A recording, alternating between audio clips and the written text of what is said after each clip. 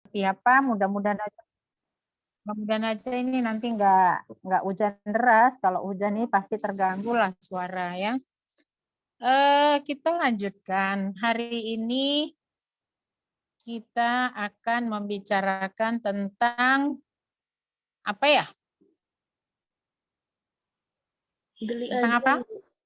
Delik aduan. Tentang delik aduan ya, tentang kelah delik, salah satu bentuk atau jenis delik yang kita kenal, yang dulu pernah kita pelajari dalam hukum pidana, dan satu-satunya delik yang diatur di dalam KUHP ya, di dalam KUHP, karena ini lanjutan pasal-pasal yang sudah kita bahas sebelumnya, maka mau nggak mau pasal yang mengatur tentang delik aduan ini harus kita pelajari juga sebagai materi kuliah kita pada hari ini dalam mata kuliah hukum pidana lanjutan.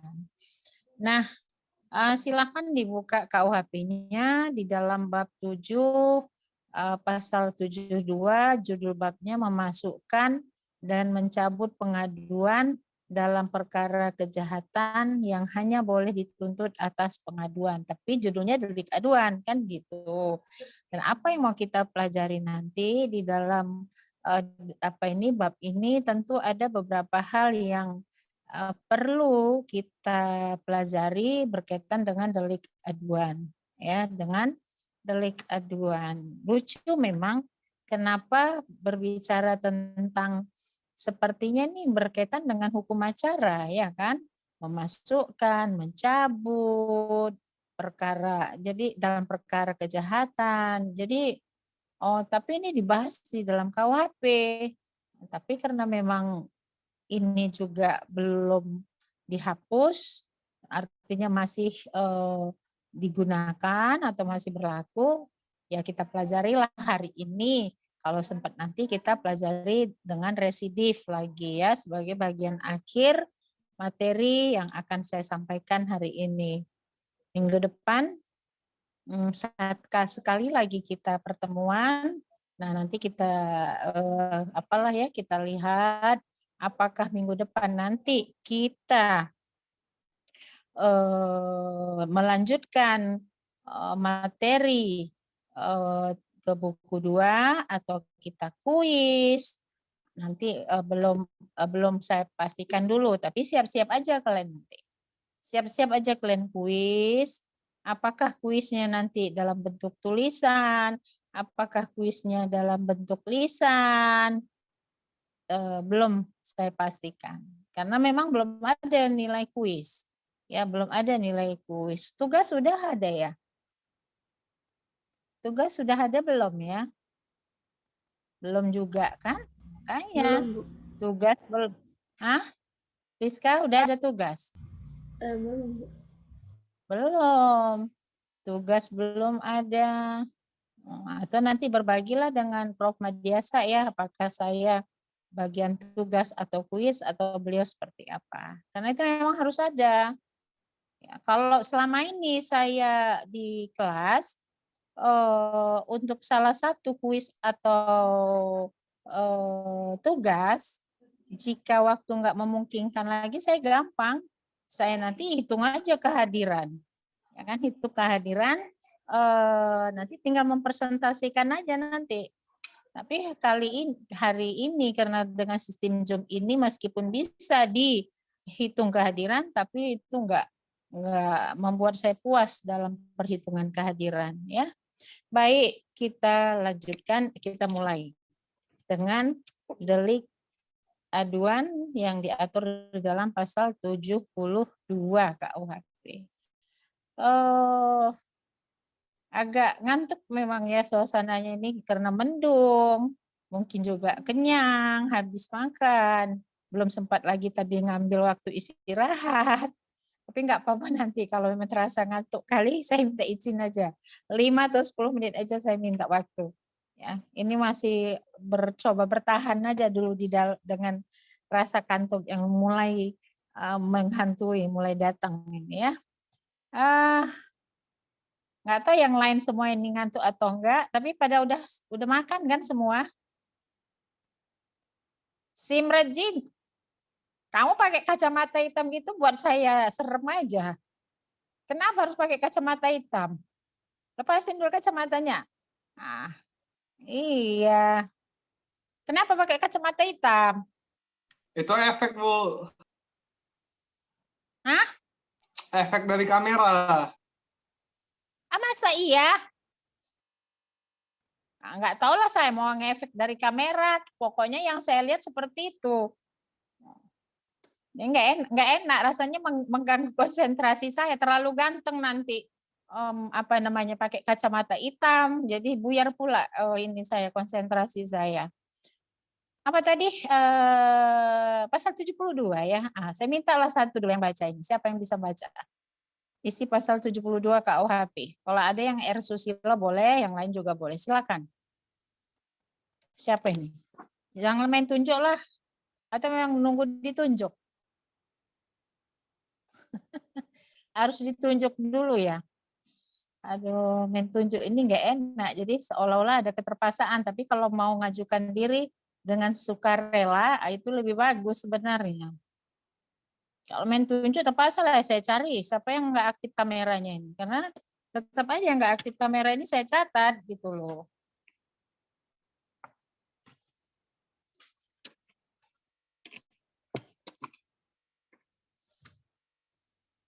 Baru aktif kalian kan?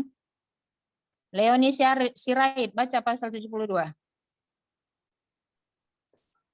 Pasal 72 ayat 1, sama Kenapa? orang Kamu Leoni, mana kamu sekarang? Di mana kamu berada? Mana di orangnya? di rumah, Bu. Kok soalnya ini wifi saya lagi nggak stabil, Bu. Jadi kok saya aktifin kamera nanti yang di layar jadi macet-macet.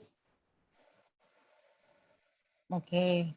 Coba kamu baca dulu Leoni. Nah, nggak tahu muka kamu yang mana ini sekarang ini. Ya, silakan coba baca dulu.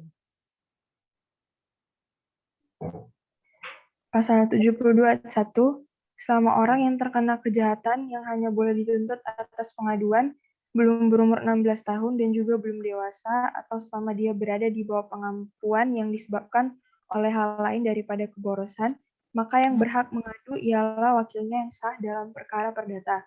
Ayat 2, jika tidak ada wakilnya atau wakil itu sendiri yang harus diadukan, maka penuntutan dilakukan atas pengaduan wali, pengawas, atau pengampu pengawas, atau majelis yang menjadi wali pengawas, atau pengampu pengawas. Juga mungkin atas pengaduan istrinya, atau seorang keluarga sedara dalam garis lurus, atau jika itu tidak ada, atas pengaduan seorang keluarga sedara dalam garis menyimpang sampai derajat ketiga. Oke. Ya.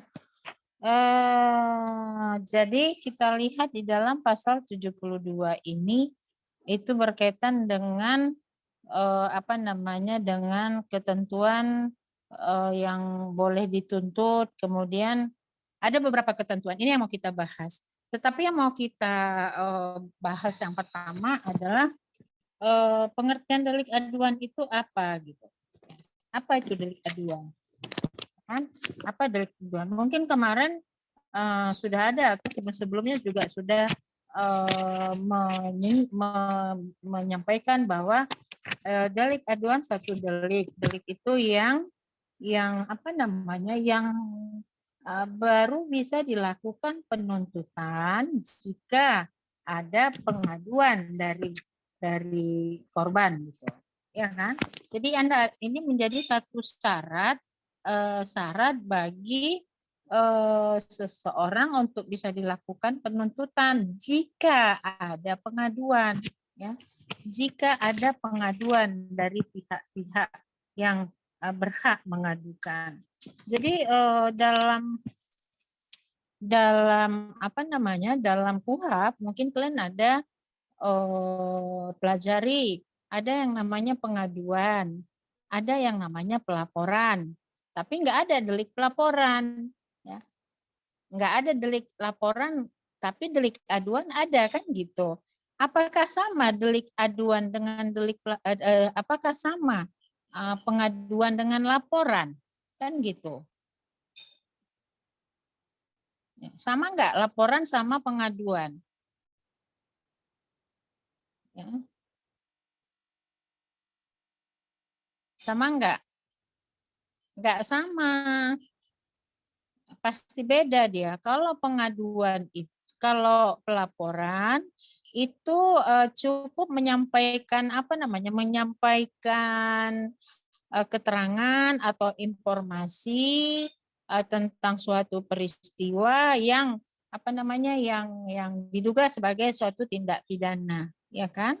Tetapi kalau pengaduan itu di samping apa namanya melaporkan berbagai tentang informasi adanya tindak pidana, tetapi ada lagi permintaan yang tegas ya kepada pejabat penerima. Kalau pejabat penerima ini boleh jadi kepada penyelidik atau penyidik atau polisi gitu ya, agar pengaduan adanya tindak pidana itu diusut, kemudian dilakukan penuntutan. Jadi tidak hanya sekedar mengadukan, tapi ada permintaan yang diajukan secara tegas. Apakah itu bentuknya lisan,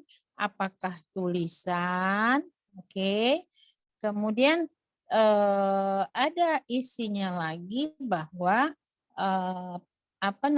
tindak pidana ini agar dilakukan penuntutan gitu. Jadi kan beda, itu yang pertama ya. Yang kedua, kalau pelaporan itu boleh dilakukan oleh siapa saja gitu. Siapa saja boleh melaporkan. Ya, mau korban atau bukan, mau anak-anak atau orang dewasa, ya kan?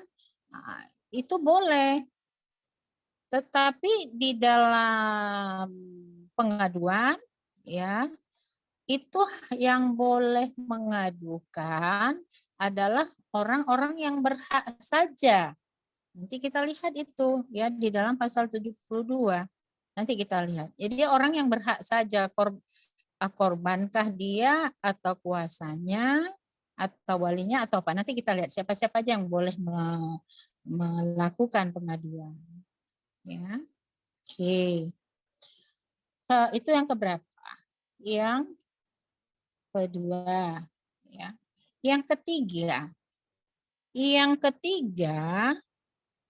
Kalau pelaporan itu bisa diajukan terhadap semua tindak pidana. Ya, terhadap semua tindak pidana. Tindak pidana itu boleh dalam bentuk kejahatan, boleh dalam bentuk pelanggaran. Ya, jadi boleh dilaporkan gitu. Tetapi kalau dalam pengaduan itu hanya dapat dilakukan terhadap delik-delik aduan saja. Ya, terhadap delik-delik aduan saja. Nanti kita lihat delik-delik aduan itu apa aja dalam KUHP. Nanti kita lihat. Ya. Kemudian yang berikutnya, yang keberapa ini? Yang keempat, Bu. Yang keempat. Dicatat, yang lain nyatet enggak ya? Yang lain nyatet enggak? Sumrit apa Simret? Simren? Nyatet enggak? Saya ngerekam, Bu. Oh, ngerekam. Jadi nanti kalau Ibu tugasnya minta dikumpulin catatan, harus ada ya Simret ya. Iya, Bu. Saya rekam, Bu, setiap Sabtu. Iya, bagus. Tiap orang punya metode masing-masing bagaimana mengikuti kuliah. Kalau saya dulu karena memang nggak ada HP, nggak ada apa-apa. Setiap kali dosen menerangkan seperti ini, belum pakai PPT, belum ada Enfokus. Dulu kan masih Enfokus namanya. Oh, apa namanya? Belum Enfokus pun. Dulu namanya apa ya? Oh, lupa Ibu. Oh, lah. Apa sih namanya? Bukan Enfokus. Sebelum Enfokus. Apa ya? Siapa yang bisa mengingatkan Ibu? Alah, segi empat dia punya kaca, punya alah. Jadi lupa Ibu. Nah, saya metodenya ketika dosen menerangkan, saya menyatat dengan kata-kata dan dengan gaya saya sendiri gitu. Pakai apa bahasa sandi atau kalau mungkin singkatan. Nah, nanti di rumah gitu. Malamnya saya salin kembali ke dalam buku catatan. Buku catatannya saya sampai hari ini saya masih punya buku catatan, tapi waktu itu buku catatan saya sebagian dari pinjam dan tidak kembali lagi. Nah, ada satu buku ketika saya kuliah mulai tahun 81, rapi tulisannya karena diulang kembali. Nah, itu yang laris manis difotokopi oleh teman-teman sebagian yang malas nyatet gitu kan. Jadi itu apa fungsinya? Untuk mengingatkan kembali apa yang sudah diajarkan oleh dosen di kelas, kita catat kembali dan kita cocokkan dengan apa misalnya buku, kan buku nanti disampaikan oleh dosen, buku apa, kadang-kadang kita ngintip dosennya megang buku apa gitu kan. Kita intip, oh baru kita pinjam ke pustaka gitu. Namanya juga masa itu kita bukan hidup yang serba teknologi, kemudian kita keadaan ekonomi juga enggak berlebih-lebih, sehingga ya minjem buku gitu ya. Jadi itu dia metode, ya, terserah. Balik lagi, tadi udah lari sebentar cerita kita. Nah, yang keempat ya, yang keempat. Yang keempat. Yang keempat, nah kalau pelaporan ini itu tidak menjadi syarat untuk dapat dilakukan penuntutan, ya. Tidak menjadi syarat ya. Tidak menjadi syarat untuk dilakukan penuntutan terhadap si pelakunya. Tetapi kalau pengaduan itu merupakan syarat yang paling penting. Syarat di sini disebut syarat esensial dalam sebuah surat dakwaan mungkin untuk atau tuntutan untuk bisa dilakukan penuntutan. Ya, jadi syarat itu nanti ada syarat formil, sebuah ini kan lagi belajar kalian ya hukum acara pidana. Jadi sebuah surat dakwaan atau surat dakwaan itu paling tidak memuat ada syarat formil, ada syarat material.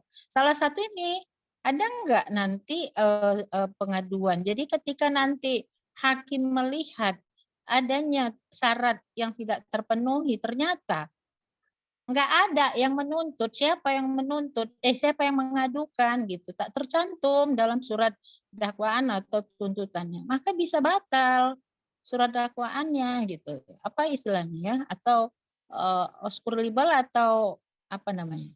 Ya, bisa seseorang itu lepas dari tuntutan karena tak terpenuhinya syarat. Nah, begitu pentingnya tentang delik aduan ini kita pelajari karena memang satu-satunya delik yang agak istimewa ya, agak istimewa dia karena di dalam penyusunan normanya juga itu disebutkan nanti. Kita lihat nanti disebutkan bahwa ini adalah delik aduan gitu. Ayo kita lihat kembali ya.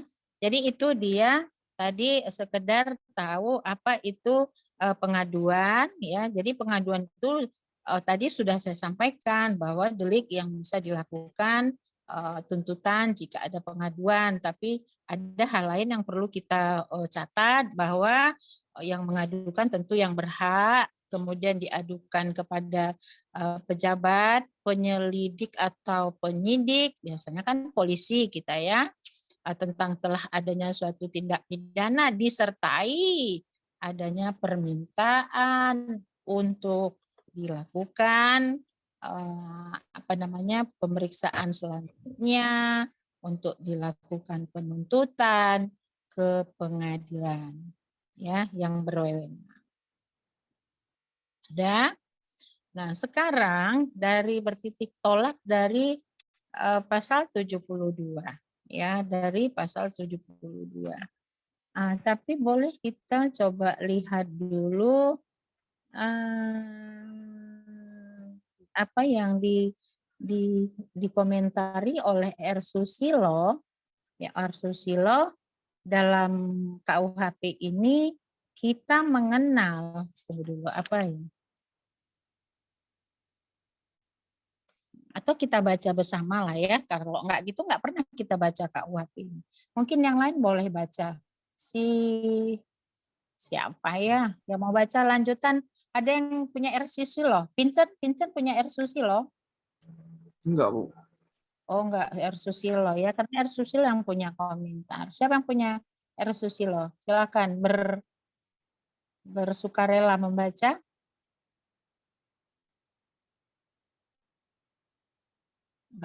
Enggak ada. Izin, Bu. Joshua, oke Joshua. Iya. Coba Yang komentar pasal 72, Bu. iya, komentar R. Susilonya itu. Coba silakan. Dalam prinsipnya, jika terjadi peristiwa pidana, maka pemerintah yang diwakili oleh polisi, kejaksaan, dan kehakiman tanpa permintaan dari yang kena peristiwa pidana, itu segera bertindak melakukan pemeriksaan, penuntutan, dan memberikan hukuman kepada orang-orang yang bersalah. Akan tetapi dari banyak peristiwa pidana itu ada beberapa jenis hampir semuanya kejahatan yang hanya dapat dituntut atas pengaduan atau permintaan dari orang yang kena peristiwa pidana. Peristiwa pidana semacam ini biasa disebut pula delik aduan. Alasan dari adanya delik aduan ini adalah bahwa dalam beberapa hal, bagi orang yang bersangkutan lebih menguntungkan untuk tidak menuntut perkara itu daripada keuntungan bagi pemerintah atau masyarakat jika dilakukan penuntutan.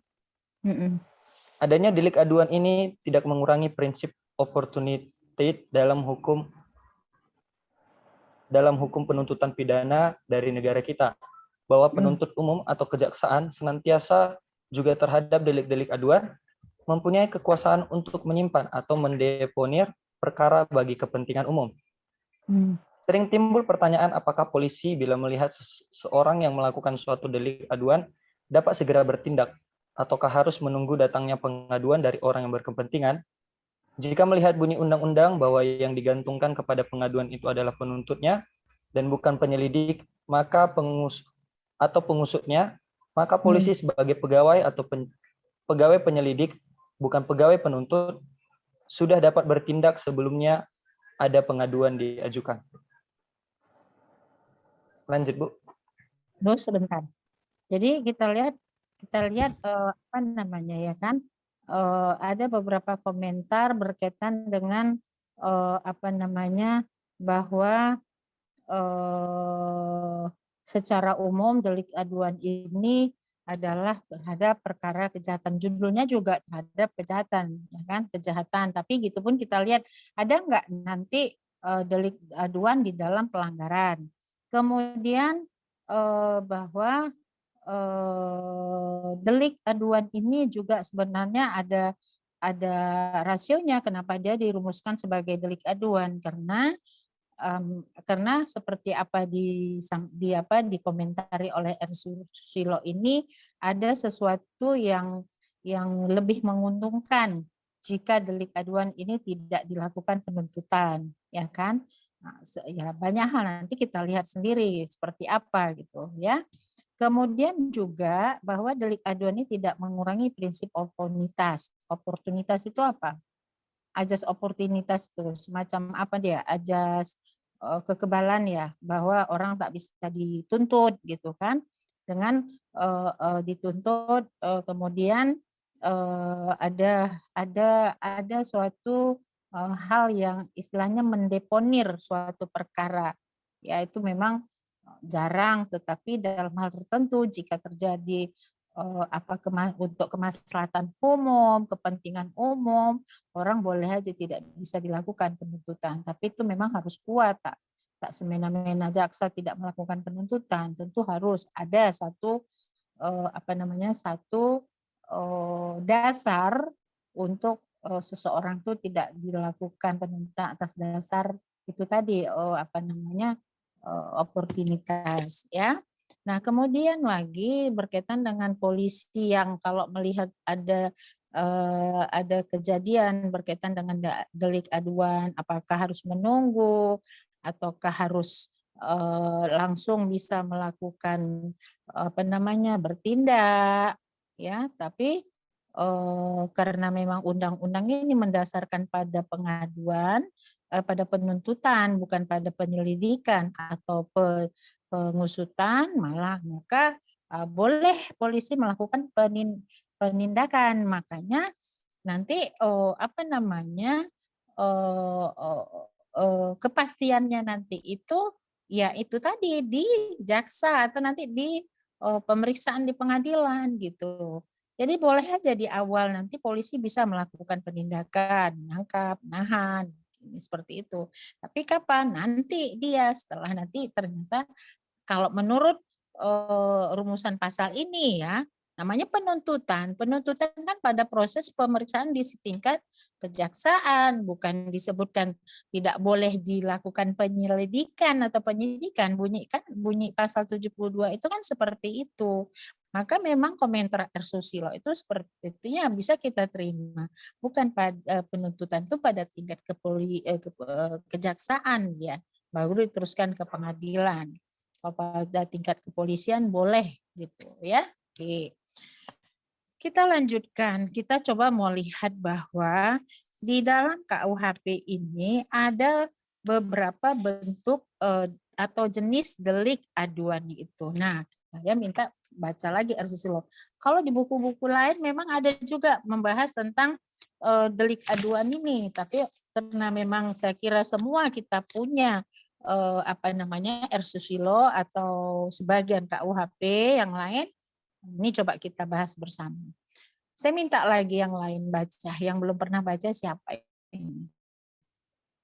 Kemis sudah, Fitriansah sudah, Yuda, mana Yuda? Brian ini. Makanya saya minta tolong Yuda, nama kamu itu jangan namanya dimunculkan, NIM-nya juga supaya saya tahu. Tapi nggak ada Yuda ya. Yuda Brian Pratama. Kalau nggak ada aktif kamera ini, bagusnya keluar aja ini. Ini keluar atau nanti saya minta aja nanti siapa? Si Rizka mengeluarkan. Tapi jangan ada yang marah-marah Rizka. Ini perintah saya ini. Jangan kalian nanti marahi dia. Saya minta nanti suruh keluarkan aja langsung. Ya. Kalau yang tak patuh-patuh ngapain? Ngapain di kalau kalian tak. Kadang-kadang dosen itu bisa keras karena kondisi. Pada prinsipnya dosen juga nggak mau, seperti saya itu nggak mau saya emosi, ngapain? Nggak ada untungnya juga ya kan. Saya emosi, naik darah saya sendiri yang rugi. Tapi saya berusaha untuk sportif. Kan kalau memang nggak patuh, udah tinggal nyatat, udah selesai. Joshua, Jega. Tadi Joshua Laea, yang saya tahu tadi sudah membaca. Joshua Jega ini ada juga. Oke. Wira Abdi juga sudah. Muhammad Fazri Rao coba. Ada Susilo? Ada, Bu. Ya, baca. Delik aduan itu bisa Delik aduan itu dibedakan atas dua jenis, yaitu A. Delik aduan absolut. Ialah delik yang selalu hanya dapat dituntut apabila ada pengaduan seperti tersebut dalam pasal-pasal 284, 287, 293, 310, dan berikutnya 332, 322, dan 369. Dalam hal ini, maka pengaduan diperlukan untuk menuntut peristiwanya, sehingga permintaan dalam pengaduannya harus berbunyi, saya minta agar peristiwa ini dituntut. Oleh karena yang dituntut itu peristiwanya, maka semua orang yang bersangkut paut melakukan, membujuk, membantu dengan peristiwa itu harus dituntut. Jadi delik aduan ini tidak dapat dibelah. Seorang suami jika ia telah memasukkan pengaduan terhadap perzinahan yang telah dilakukan oleh istrinya, ia tidak dapat menghendaki supaya orang laki-laki yang telah berzina dengan istrinya itu dituntut. Tetapi terhadap istrinya jangan dilakukan penuntutan. Kemudian delik aduan relatif Tunggu, cukup ialah dulu. delik. Tunggu dulu. Satu-satu kita bahas ya. Jadi ini ada delik aduan absolut ya. Delik aduan absolut itu yaitu delik yang pada dasarnya adalah berupa delik aduan. Jadi artinya segala sesuatu diperlukan syarat pengaduan untuk dapat dilakukan penuntutan ya.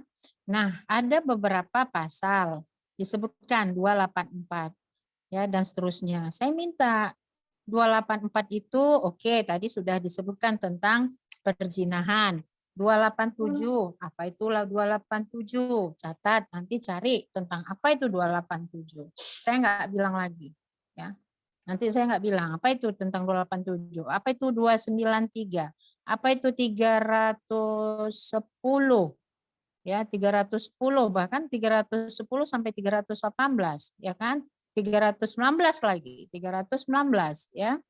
Terus 303, terus 332, 302, 322, 332, 369. Ya, 369. Nah, Nah, sekarang saya mau coba dulu. Tadi saya sudah sampaikan bahwa penyusunan norma dari delik aduan ini memang secara tegas dirumuskan bahwa itu menjadi delik aduan. Ya kan? Itu merupakan delik aduan. Salah satu tadi persoalan delik zina.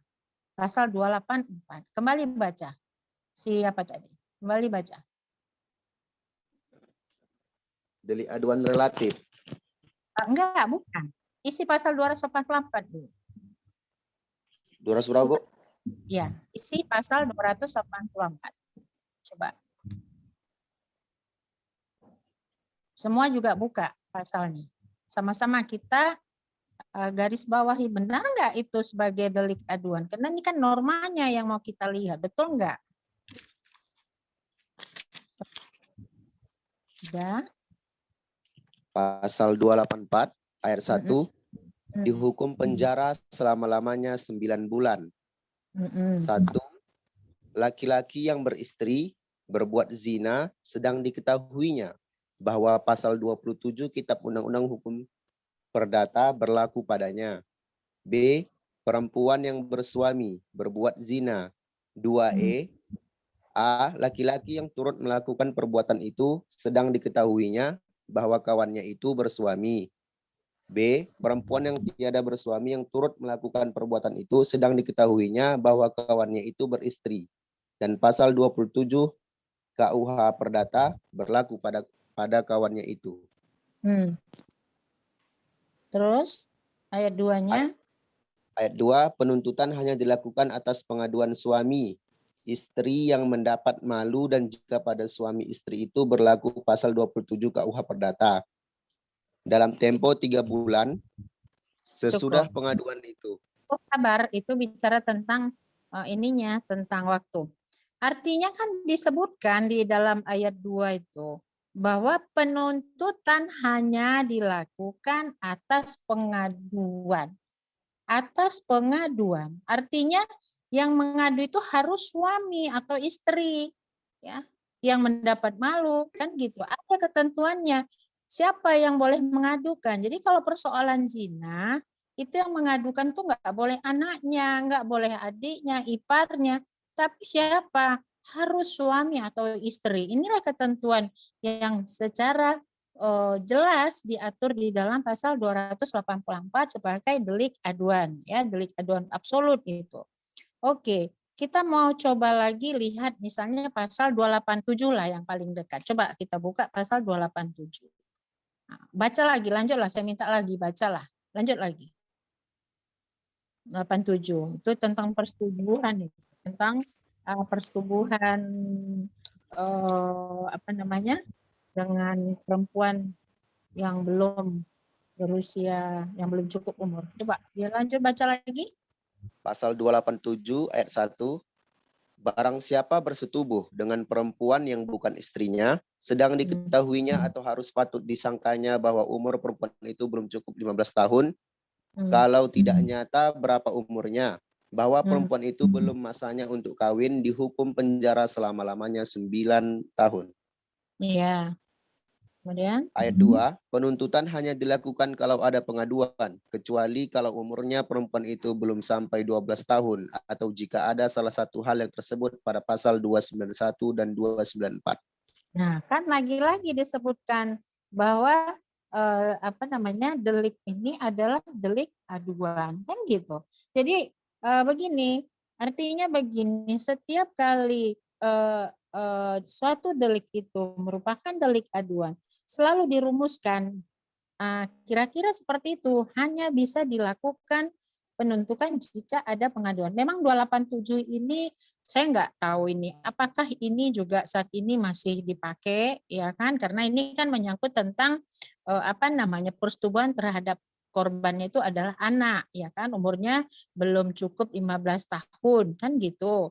Apakah ini berkaitan dengan apa namanya, perlindungan anak yang mana digunakan, tapi memang kalau kita lihat di Undang-Undang Perlindungan Anak juga nggak ada pasal-pasal yang menghapuskan tentang pasal-pasal seperti ini. Tapi inilah kita mau coba kaji sebagai salah satu contoh dari bagaimana dirumuskan suatu delik aduan itu dalam KUHP, ya.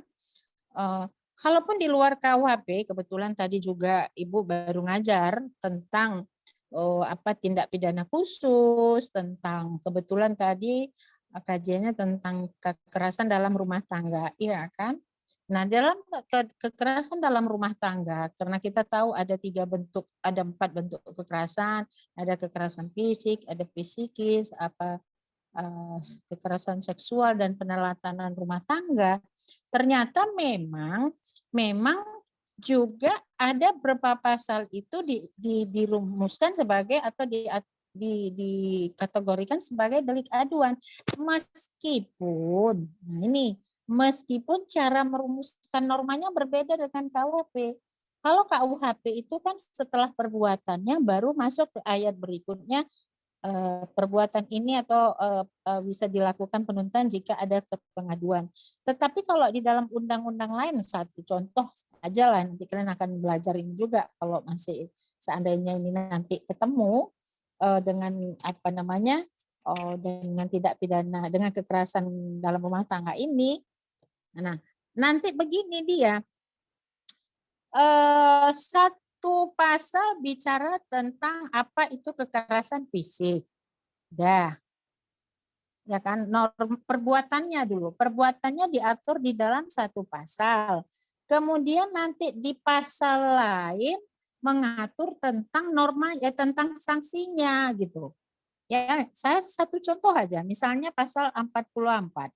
Pasal 44 itu bolehlah kalian catat. Pasal 44 itu bicara tentang ketentuan pidana, ayat 4-nya tentang kekerasan fisik yang tidak menimbulkan bentar ya, kok hilang pula ini saya. Yang tidak menimbulkan penyakit atau halangan.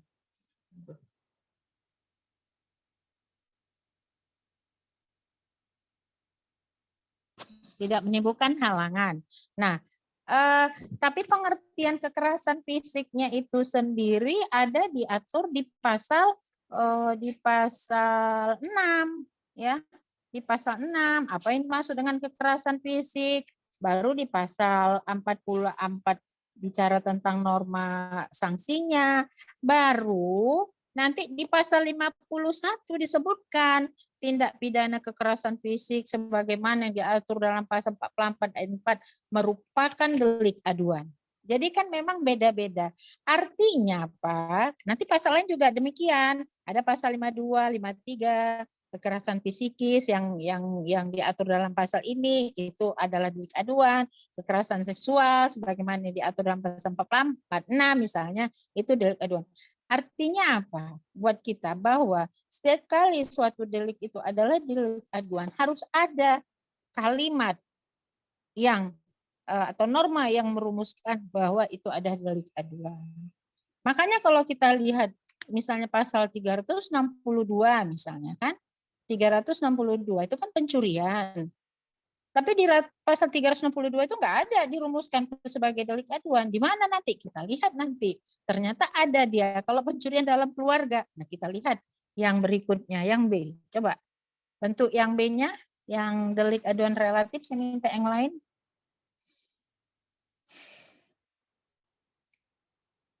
Si Muhni, coba Muhni. Muhni ada ini, ada KWPR Susilo. Asal jangan bohong aja lah, nanti karena malas suruh baca, bilang aja nggak ada, kan gitu ya. Muhni ada R Susilo. Bu, maaf Bu. Bukunya ketinggalan di rumah, Bu. Waduh, kamu di mana sekarang ini? Saya di kerjaan, Bu. Aduh, ngeri kali ya. Jadi kerjaan katanya pula ya. Cuma lah. Hak kalian juga. Nanti saya nggak akan mau bilang kamu pilih kerja atau pilih kuliah kan gitu. Saya nggak sanggup pula bilang seperti itu. Ya sudahlah, yang lain. Kalau harus saya bilang kamu pilih kuliah atau kerjaan. Kalau pilih kerjaan silakan tinggalkan kelas ini kan gitu. Tapi buat saya pandai-pandailah menggunakan waktu karena itu juga bagian dari kebutuhan. Kalau memang kalian harus kerja, kalau nggak kerja ini, nah ya ini yang susah Ibu melihat. Jalan-jalan sempat, tapi kuliah nggak sempat. Nah, itu yang jangan. Oke, siapa lagi tadi yang mau baca? Silakan. Saya Bu melanjutkan pengertian delik aduan relatif. Ya, Delik aduan relatif ialah delik lihat ya Bu. Lihat dulu sih. Delik aduan relatif ialah delik-delik atau peristiwa pidana yang biasanya bukan merupakan delik aduan. Akan tetapi, jika dilakukan oleh sanak keluarga yang ditentukan dalam pasal 367, lalu menjadi delik aduan. Delik-delik aduan relatif ini tersebut dalam pasal-pasal yaitu 367, 370, 376, 394, 404, dan 411.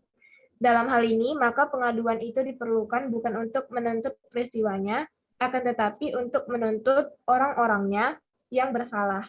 Dalam peristiwa itu, jadi delik aduan ini dapat dibelah.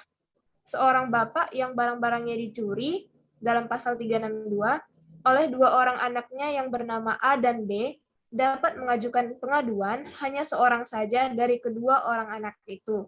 Misalnya A, sehingga B tidak dapat dituntut. Permintaan menuntut dalam pengaduannya dalam hal ini harus bersembunyi. Saya minta supaya anak saya yang bernama A dituntut. Nah, baik. Ini yang kedua bentuk delik aduan yang relatif. Artinya delik aduan, delik yang pada dasarnya sebenarnya bukan delik aduan, tetapi karena ada hal-hal tertentu atau keadaan tertentu, dia menjadi delik aduan, ya kan? Dan kita lihat memang di dalam komentar ini ada kaitan dengan sanak keluarga misalnya. 367 itu kan delik dasarnya atau pasal pokoknya itu kan delik pencurian. 362 itu kan bukan delik aduan. Tetapi ketika itu terjadi dalam keluarga, tadi sudah diberikan contoh, seorang anak yang mencuri misalnya uang orang tuanya, nah itu menjadi delik aduan, ya kan, menjadi delik aduan. Cuman ini dibilang delik aduan relatif karena kenapa? Karena memuat unsur-unsur tertentu di dalam rumusan pasalnya. Dan katanya lagi bisa ini dibelah, maksud dibelah begini, bukan orangnya dibelah ya, artinya ketika ada pelakunya lebih dari dua, maka yang misalnya anaknya tadi ya 2 orang, boleh dia melakukan penuntutan terhadap 1 orang saja gitu, tanpa harus dua-duanya dilakukan penuntutan. Jadi nanti saya minta kalian kembali seperti tadi tugas, ya kan? Oh mungkin perlu kita baca, nggak usah lagi lah dibaca ya, tadi udah kita baca, untuk membuktikan bahwa itu delik aduan atau tidak. Jadi saya minta nanti kalian kembali lagi melihat apa isi pasal 367 ya. Itu berkaitan dengan pencurian dalam keluarga. Kemudian 370 ya. Itu tapi kita belum sampai, tapi akan sampai nanti setelah ini sama Prof. Madiasa tentang pengancaman, pemerasan dan pengancaman, tentang 376 ya, berkaitan dengan pasal 372 penggelapan, tapi boleh jadi penggelapan itu dalam keluarga ya, termasuk pasal 394, pasal 404, 411 ya. Nah, ini beberapa delik yang dirumuskan sebagai delik aduan dalam KUHP. Nah, pertanyaan berikutnya atau apa yang perlu kita pelajari berikutnya adalah siapa yang berhak mengadukan, ya kan? Siapa yang berhak mengadukan dalam perkara kejahatan atau delik aduan ini? Kita lihat di dalam pasal 72 ayat 1 ya. 72 tadi sudah dibacakan bahwa jika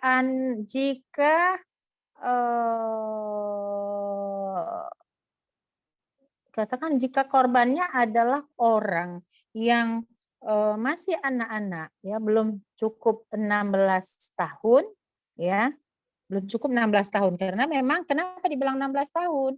KUHP mengenal batas usia anak itu berdasarkan pasal 45, 46, 47 itu 16 tahun. Jadi pakai 16 tahun dia di sini. Dan lagi belum dewasa. Memang tidak ada penjelasan. Belum dewasa itu seperti apa, kan gitu. Kan sudah belajar beberapa hukum.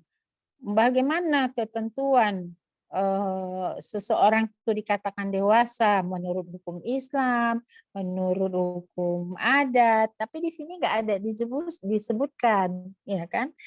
Nggak ada disebutkan. Tapi dan lagi belum dewasa atau kepada orang yang di bawah kepemimpinan atau orang yang kurang mampu, kuratile, ya kan? Orang yang di bawah kemampuan, ya kan? Kemampuan. Maka yang boleh mengadukan itu adalah wakilnya yang sah dalam perkara sipil atau dalam perkara perdata. Itu dia ketentuannya. Ya. Ketentuannya jika korban itu adalah anak-anak yang kriterianya adalah umurnya 16 tahun dan belum dewasa, ya kan? Dan belum dewasa. Atau anak yang di bawah pengampuan, bukan anak, orang yang di bawah pengampuan. Jadi boleh jadi dia umurnya sudah lebih 16 tahun, sudah dewasa, tapi dia karena suatu kondisi harus di bawah pengampuan, boleh jadi karena kondisi kejiwaan atau karena orangnya boros, maka dia harus di bawah kuratele, kan gitu ya, kuratele namanya. Maka yang berhak mengadukan adalah wakilnya yang sah dalam perkara sipil. Dah, satu. Kemudian kita lihat dulu ya. Tapi ini harus dikaitkan lagi ini sebenarnya. Kalau perkara perdata itu ada ketentuan. Nanti kalian bolehlah lihat di dalam pasal 433 BW ya, di sana ada ketentuan bagi orang dewasa dalam keadaan atau kondisi pribadi tertentu, apakah karena dia dungu, apakah karena sakit ingatan, apakah karena orangnya orang yang tak mampu menguasai diri, orang-orang yang seperti pemarah tingkat tinggi, pemboros, Ya, itu ada ketentuannya nanti ya. Nah, kembali lagi kita ke ayat 2 ya, ke ayat 2. Nah, di dalam ayat 2 ayat 2-nya ya, ayat 2. Tunggu dulu sebentar.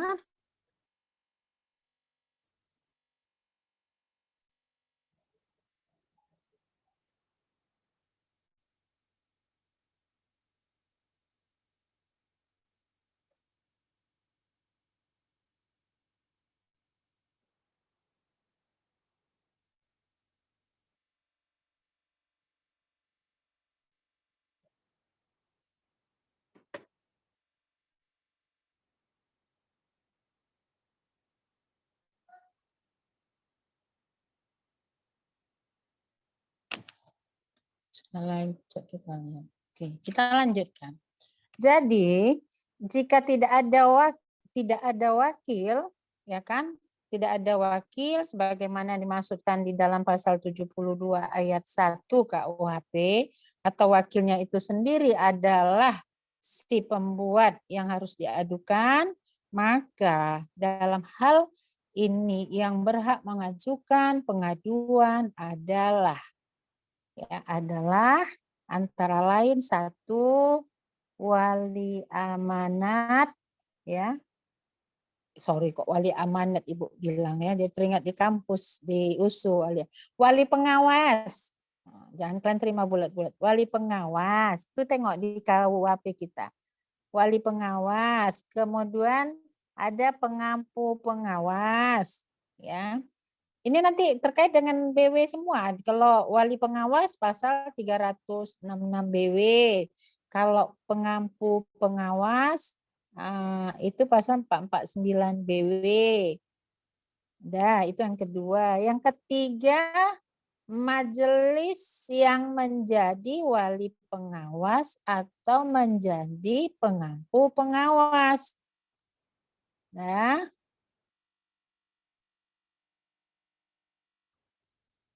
atau juga yang berikutnya adalah istrinya, ya, atau pengaduan istri, udah, atau juga salah seorang atau salah satu dari keluarga sedarah. Kalau ini dalam turunan yang menyimpang sampai derajat ketiga. Ya, sampai derajat ketiga. Ini disebutkan. Salah seorang kaum keluarga dalam turunan yang lurus, kalau enggak ada, maka bisa dilakukan oleh salah satu dari keluarga saudara dalam garis menyimpang. Jadi memang ini ada ketentuan tersendiri dalam KUHP yang mengatur tentang siapa saja yang boleh melakukan penuntutan. Kemudian ada pertanyaan, bagaimana jika korban yang berhak mengadukan itu meninggal dunia? Siapa yang bisa mengadukan atau otomatis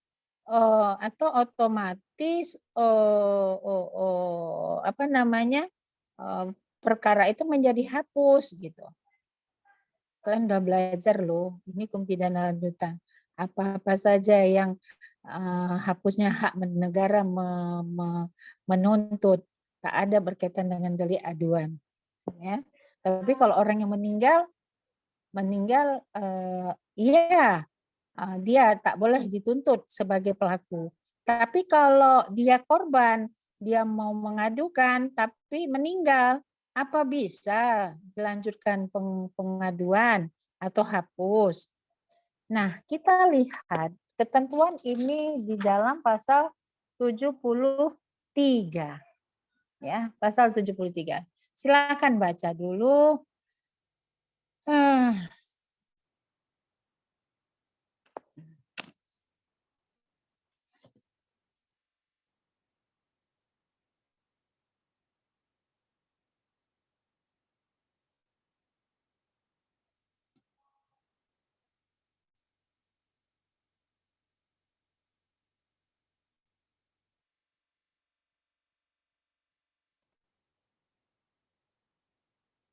Rifat ya, Rifat Kevin.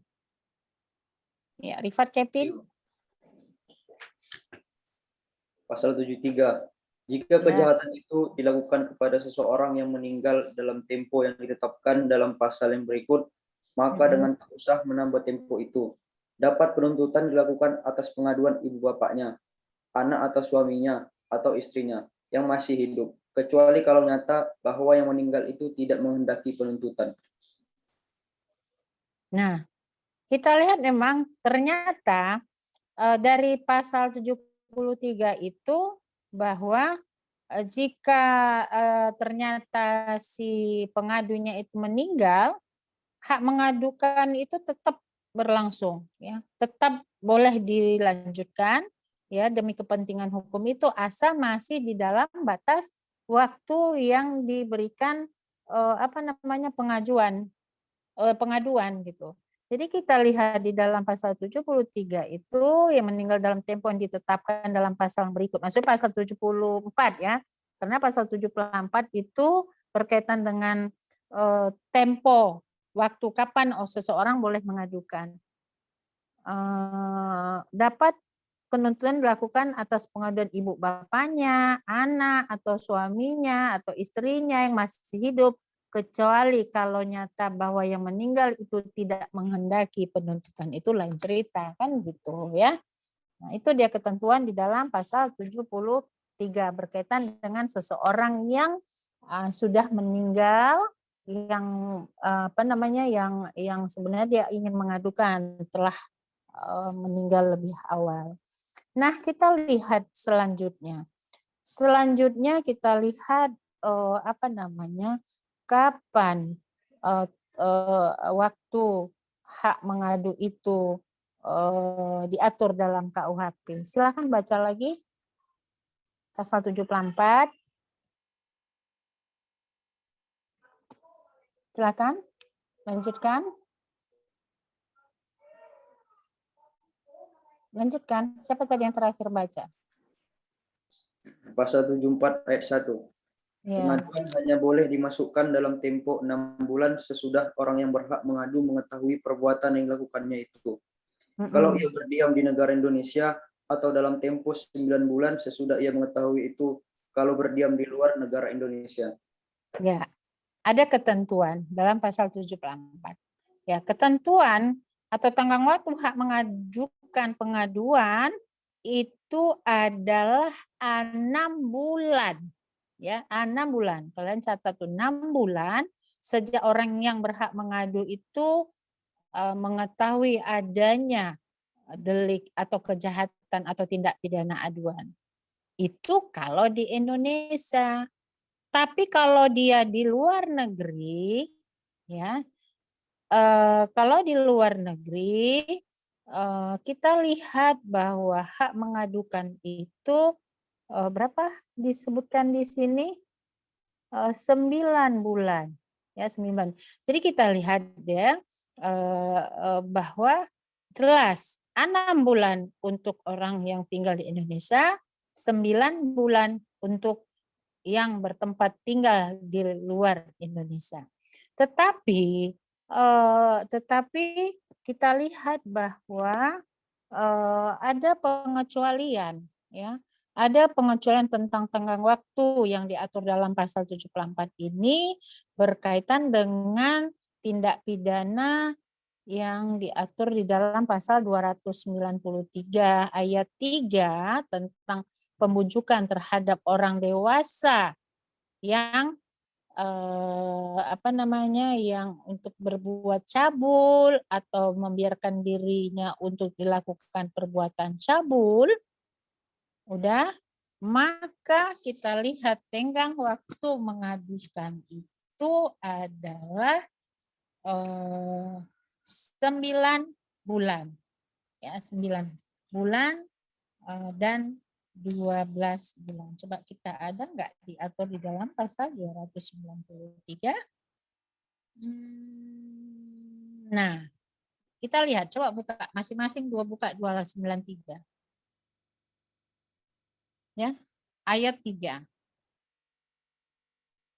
Ini perbuatan cabul. Ini apa namanya? Suatu tindak pidana yang membiarkan dirinya untuk dilakukan perbuatan cabul. Ada ketentuannya di dalam ayat 3. Tempo yang tersebut dalam pasal 74, barusan kita baca sama-sama, pasal 74 tentang tempo waktu pengaduan, ditentukan buat satu pengaduan ini adalah 9 dan 12 bulan. Ya, 9 dan 12 bulan. Kalau di Indonesia dia 9 bulan, kalau di luar Indonesia dia berada temponya 12 bulan. Ya. Oke.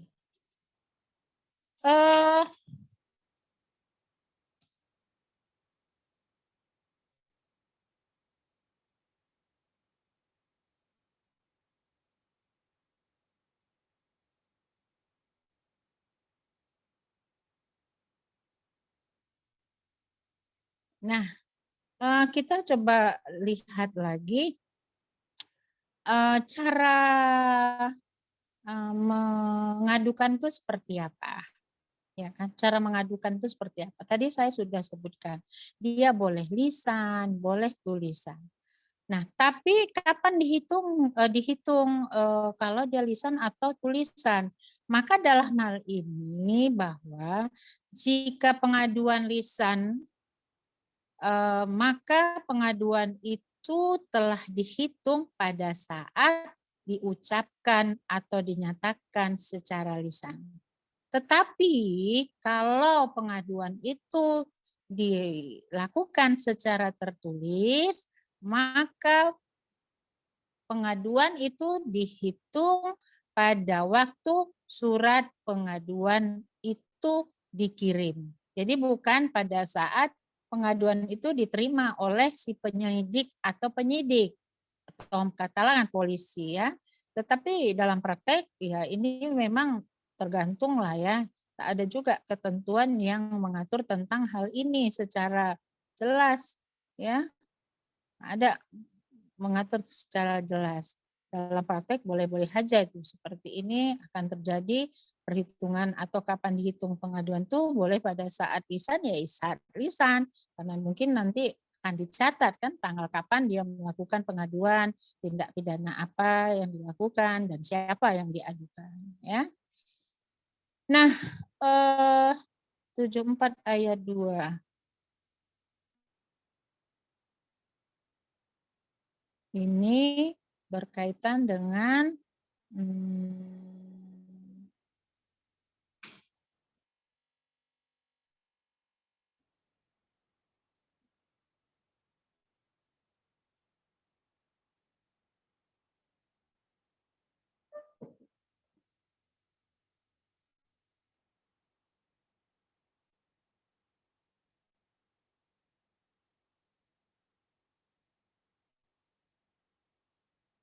oke. Berikutnya, pasal 75. 75 berbicara tentang boleh enggak pengaduan itu ditarik kembali? Kan ini. Boleh enggak? Setelah kita melakukan pengaduan, boleh enggak?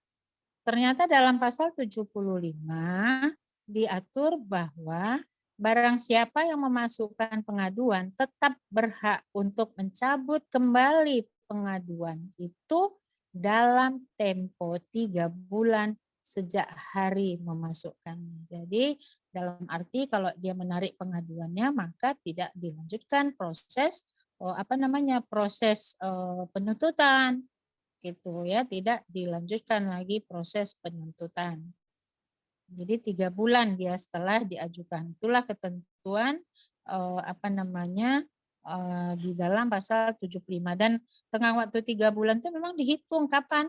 Mulai besok hari dari pengajuan pengaduan. Jadi kalau hari ini dia mengadukan, maka kapan dihitung? Mulai besok sampai 3 bulan kemudian. Nah, itulah dibenarkan untuk menarik pengaduan. Apa enggak boleh lagi Bu lewat dari itu ditarik pengaduan? Tapi ada juga yang berpendapat bahwa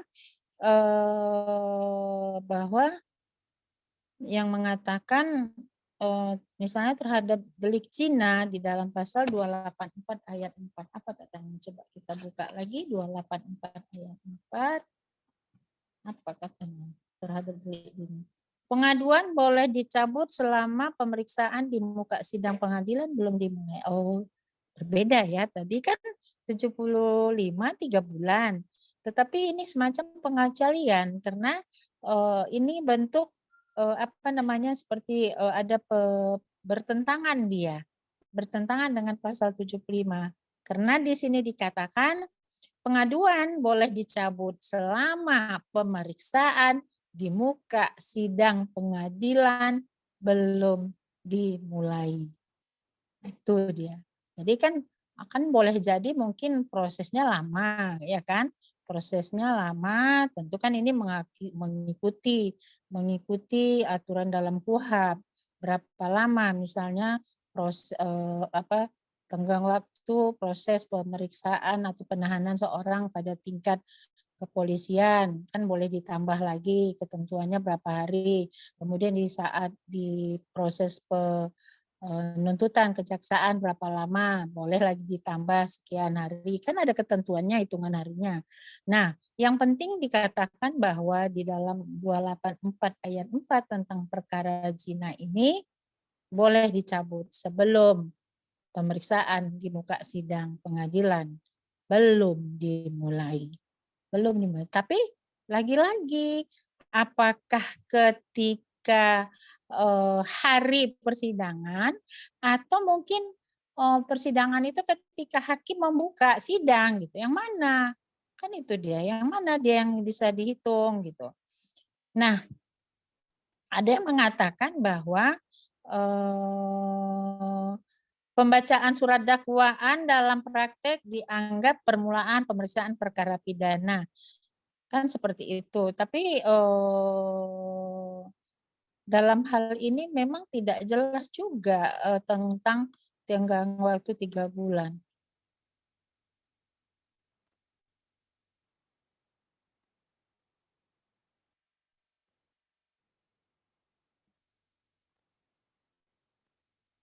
Oke.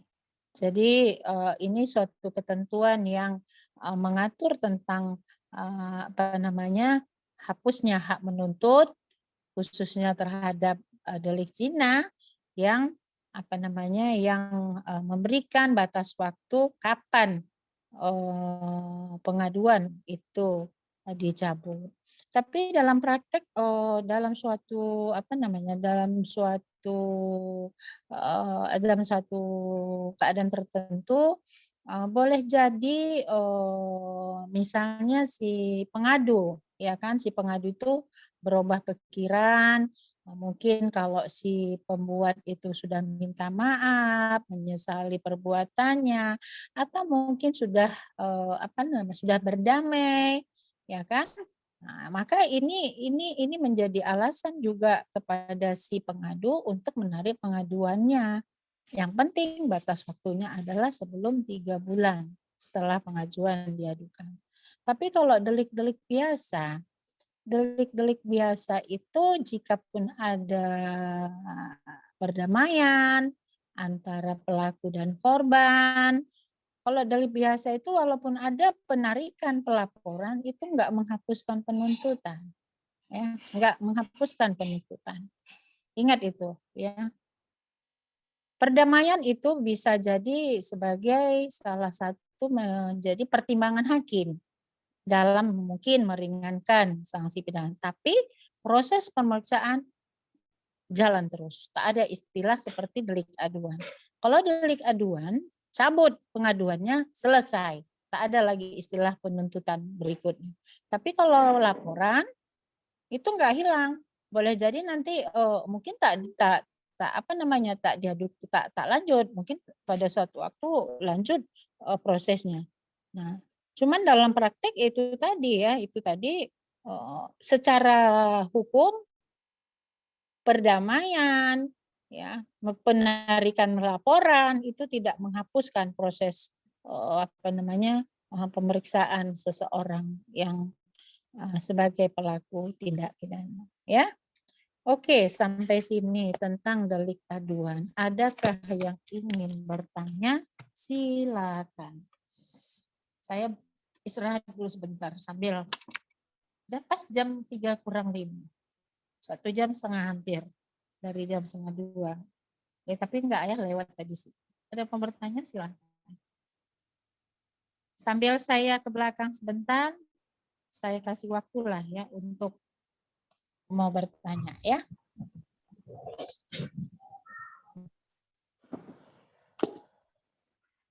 Kok lama kali sih?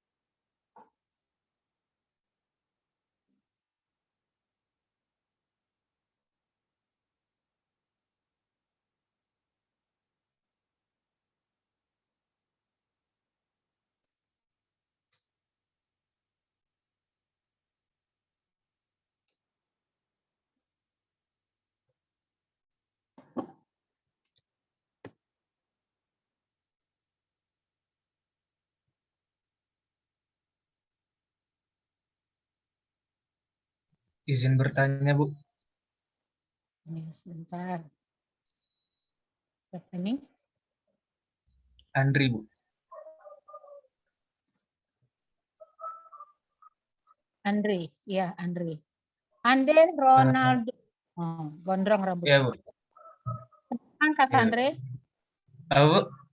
Kenapa enggak pangkas? Rambutnya gondrong. Ya, Bu. Nanti Bu, dipangkas, Bu. Iya. Ada orang katanya takut pangkas karena takut bersentuhan dengan tukang pangkas. Jadi ada dosen juga saking takutnya karena dia juga nggak pandai dia mencukur jenggot, kumis, sehingga selama COVID yang tadinya nggak punya kumis, jenggot panjang, kumis dan jenggotnya gondrong lagi. Jadi hampir tak kenal kita dengan wajahnya. Tapi bukan dosen fakultas hukum ya, dosen fakultas lain. Itu karena ketakutan tadi, takut dengan COVID. Gitu, ya, oke, lanjut Andri. Jadi Bu, kan yang delik aduan ini, yang mengadu ini ada dapat perlindungan nggak, Bu? Soalnya kan dia mengadu, siapa tahu nanti dia diancam dari si pelaku gitu, Bu. Dia ada dapat perlindungan nggak, Bu? Gitu, Bu. Oh. Makasih, Bu. Kita kembali, kita kan sudah ada Undang-Undang Perlindungan Saksi dan Korban. Undang-Undang nomor 13 tahun 2006. Junto Undang-Undang nomor 31 ya, 2014 ya. Atau Undang nomor 35. 31 atau 35 ya. Nah, di sana juga sebenarnya dilindungi bukan korban saja. Secara hukum ada bentuk perlindungan kepada si pengadu. Cuman lagi kan begini, ya. Begini, proses pemberian perlindungan itu kan nggak semudah dalam teori dalam hukum, ya kan? Jadi dalam praktek juga tidak selamanya korban atau mungkin saksi atau mungkin pengadu yang ditanyakan itu terlindungi dengan baik. Kenapa? Karena ada beberapa proses yang harus dilakukan untuk kita bisa mendapat perlindungan. Kita punya LPSK, Lembaga Perlindungan Saksi dan Korban. Saksi itu kan boleh saksi pelaku, boleh saksi korban, boleh jadi mungkin kita sebagai yang mengadukan kan gitu. Nah, tapi kan perlu juga dilihat sejauh mana keamanan daripada si pengadu itu terancam, ya kan? Kalau memang kita terancam, misalnya ada ancaman daripada si katakanlah yang kita adukan, ya kita kan tinggal lapor sebenarnya, ya tinggal lapor, ya kan? Siapa yang mengancam kita? Kita lapor. Makanya nanti ke depan nanti habis ini kalian belajar tentang ada ancaman, delik ancaman, delik pemerasan. Nanti itu ada diatur nanti di dalam KUHP kita. Jadi secara hukum kita harusnya bisa mendapat perlindungan, tapi dalam praktek tentu itu nggak mudah. Ya, yang menjadi korban aja juga begitu banyak orang sudah menjadi korban tak seutuhnya bisa mendapat perlindungan, ya kan? Tak dapat perlindungan. Kalau perlindungan itu kan macam-macam. Dia bentuknya apakah perlindungan secara fisik, apakah mungkin bentuknya ada semacam kompensasi kah dia, apakah dia dalam bentuk ganti rugi, apakah misalnya dalam bentuk restitusi, kan seperti itu yang diatur di dalam Undang-Undang Perlindungan Saksi dan Korban. Tapi perlindungan yang si Andre maksudkan itu perlindungan seperti apa gitu, ya kan? Tapi harus dilihat dulu sejauh mana kondisi si pengadu tadi itu memang benar-benar terancam yang serius seperti itu, ya. Kenapa Andre? Udah Andre? Oke, Bu. Paham, Bu. Makasih ya, Bu. Ya, lagi yang lain. Ada yang lain? Cuman satu yang bertanya ya. Berarti udah paham betul tentang delik aduan ini. Iya, udah paham betul ya. Kayaknya mudah kali belajar hukum pidana lanjutan. Habis semua dipahami, nggak ada yang bertanya. Atau memang sulit dipahami? Kalau kita baca KUHP Susilo, itu memang harus betul-betul kita manai, karena itu kan terjemahan. Ya kan, maka terjemahan ini harus kita inikan lagi gitu loh, kita artikan, coba kita lihat nanti bagaimana nanti dalam berbagai literatur yang membahas tentang pasal-pasal tertentu, pasal-pasal yang ada dalam KUHP. Ya, jadi nggak mudah juga. Sedangkan sudah kita baca aja pun kita nggak ngerti, kadang nggak paham, apalagi nggak pernah membaca. Makanya saya suka juga dalam kelas Zoom ini, saya minta kalian membaca gitu. Jadi kadang-kadang kalau membaca dengan ada intonasi gitu, ada suara, itu kadang lebih mudah mengingatkan ketimbang harus membaca bisu gitu, membaca tanpa ada suara gitu. Ya, oke. Ada lagi? Izin bertanya, Bu. Si Embari Aronta, ya. Iya, Bu. Embari.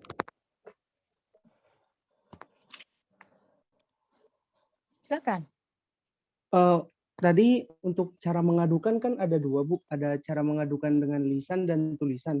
Itu boleh dilakukan dua-duanya atau harus salah satunya aja gitu, dalam mengadukan? Makasih, boleh tulisan gitu ya. Nggak ada ketentuan sih, boleh dua-duanya kalau memang supaya klop, karena kalau lisan itu kadang kita kan nggak ada bukti ya kan. Kita ragu apa sih buktinya, tapi kalau lisan tulisan mungkin ada pertinggal, ada mungkin paraf kapan pengaduan secara tulisan itu diadukan. Cuman sejauh ini saya nggak tahu juga kalau kita mengadukan ke misalnya ke polisi misalnya gitu kan, apakah kalau secara langsung biasa kan dicatat mereka kemudian mungkin ada paraf atau tanda tangan dari yang mengadukan. Tentu kan ini nggak mungkin hanya mengadu-ngadukan tanpa ada bukti. Kalau bicara hukuman harus ada bukti. Nah, kalau memang mau lebih sempurna, ya sudah lengkaplah dah, ada tulisan, ada tulisan kan gitu. Ya. Nah, nanti kalau kita datang ke kantor polisi, biasanya orang datang ngadu aja dulu secara lisan. Ya, secara lisan. Tapi kalau misalkan tak sempat atau apa gitu, mungkin pakai kuasa gitu melalui orang lain, tentu kan bisa menggunakan tulisan misalnya ya. Oke. Itu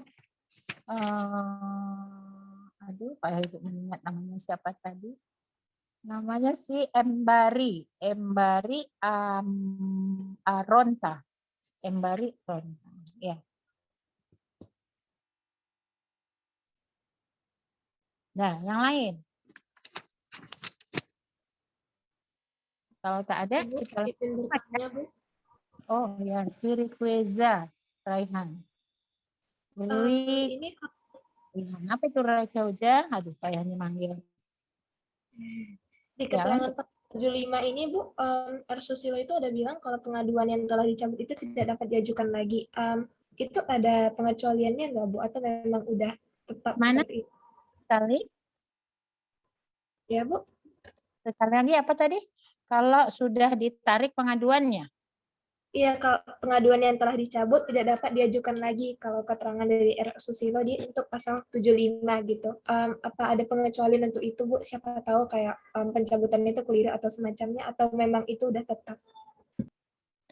Tidak ada ketentuan dalam KUHP yang menyatakan bahwa kalau sudah ditarik pengaduan itu tak boleh diajukan kembali.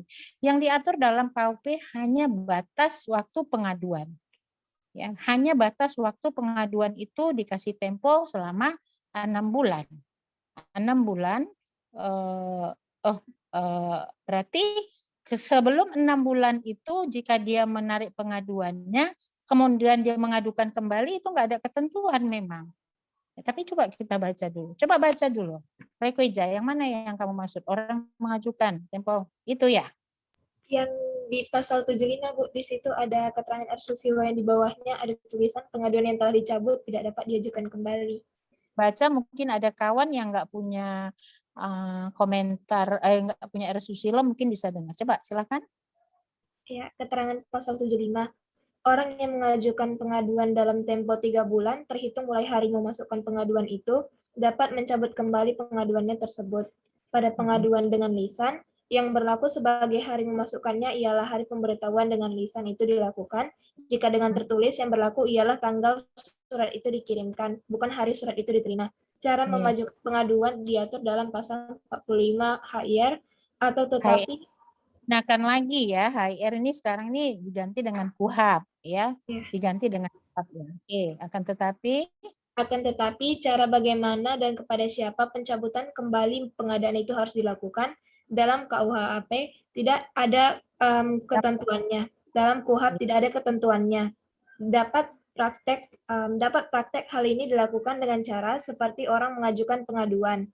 Pengaduan yang telah dicabut tidak dapat diajukan lagi.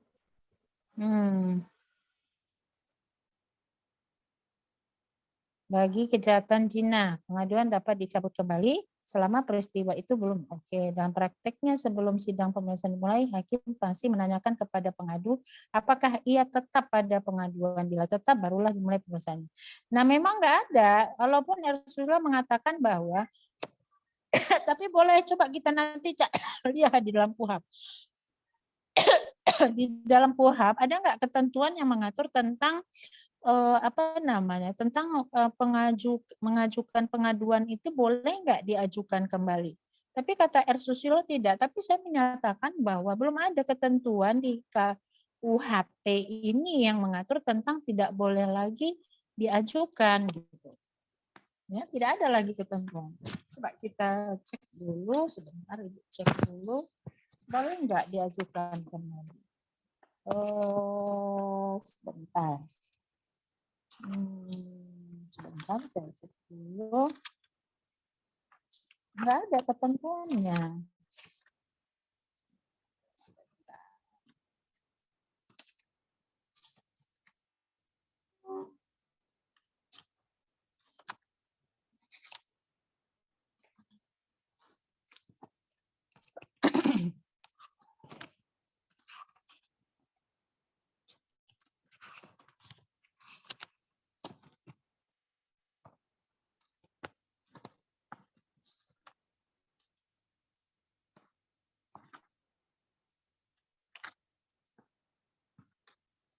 Nggak ada ketentuannya memang. Revisa. Ya.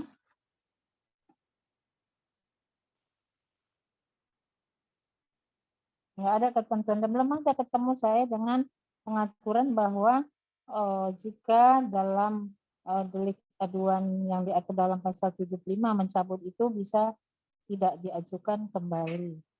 Tapi kalau melihat batas waktu pengajuan itu bisa dilakukan dalam batas 6 bulan, sepertinya masih bisa dimungkinkan gitu ya. Tapi nggak ada pula pasal lain yang mengatur tentang tak boleh lagi diajukan jika pengaduan itu sudah ditarik gitu. Ya nggak ada, belum ketemu saya. Oke, itu jadi PR kita bersama lah. Saya coba cari juga, pertanyaannya bagus. Ya, yang seperti inilah kita coba cari. Boleh nggak diajukan kembali?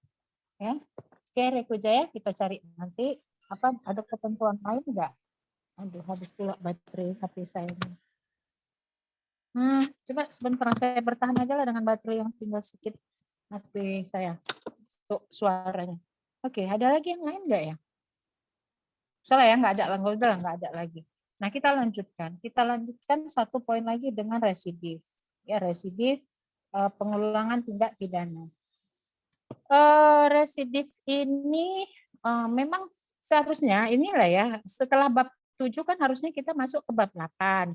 Ya, bab 8 itu pasal 76 gugurnya hak menuntut hukuman dan gugurnya hukuman. Tapi ini kebetulan sudah saya bahas dulu di awal karena memang sebahagian dosen ini sudah memberikan di dalam mata kuliah hukum pidana di akhir. Ya, ini nanti inilah mudah-mudahan semester 8 ini sudah sudah ada sudah ada kesepakatan bersama ini masuk ke mana, di wilayah hukum pidana atau wilayah hukum pidana lanjutan. Nah, ini coba kita bahas tentang residif inilah ya, tentang residif.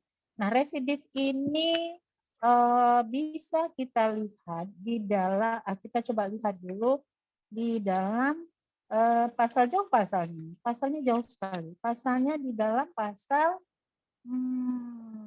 486 jauh ya, 486. Coba sama-sama kita buka.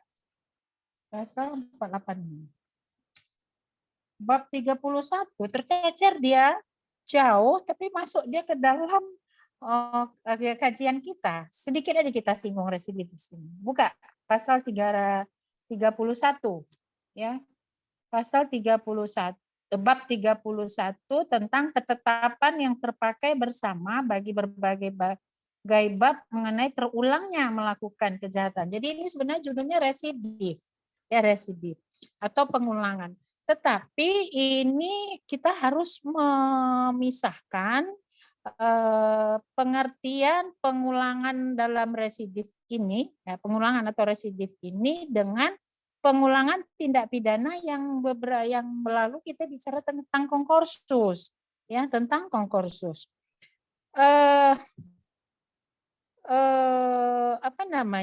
Kalau dimaksudkan dengan residif atau pengulangan ini, ya, ini diartikan dalam KUHP nggak ada, ya, dalam KUHP nggak ada dia penjelasannya. Memang sangat nggak ada, tapi paling-paling ada nanti komentar R. Susilo. Nah, yang dimaksud dengan pengulangan atau residif, ya, itu adalah apabila seseorang melakukan suatu tindak pidana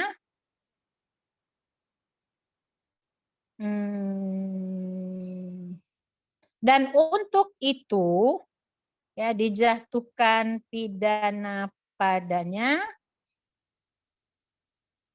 dan untuk itu dijatuhkan pidana padanya, akan tetapi dalam jangka waktu tertentu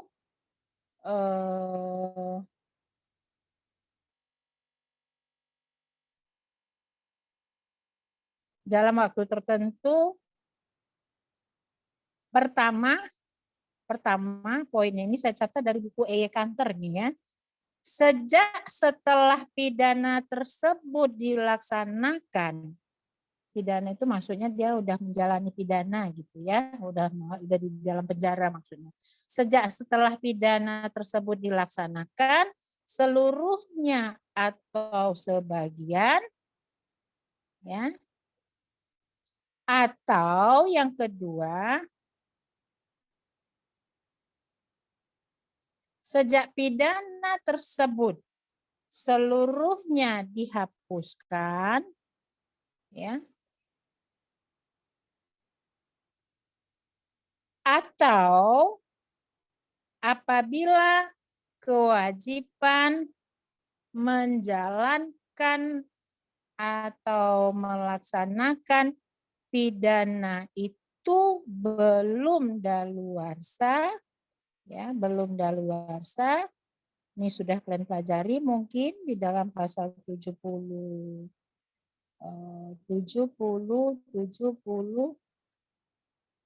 6 ya atau 82, lupa Ibu. 78 penuntutan. Berarti sekitar pasal 780-an gitu ya. Koma ya, belum daluarsa, ia kemudian melakukan tindak pidana lagi.